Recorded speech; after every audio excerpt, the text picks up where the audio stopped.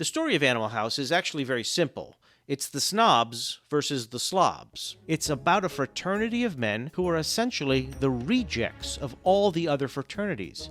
Instead of the men who are grooming themselves to be future leaders in the world, the Delta Tau Chi fraternity wasn't consumed with the future. They were only consumed with one thing: having fun in the present day. They were a collection of losers, drunks, nerds, and every boy your mother told you not to date. The bulk of Animal House, beyond pranks and lewd jokes, is that they are all a disgrace and a menace to the college, and an embarrassment when compared to the other fraternities on campus. So the dean of Faber College, Dean Wormer, makes it his goal to get the Animal House Delta Tau Chi fraternity kicked off campus.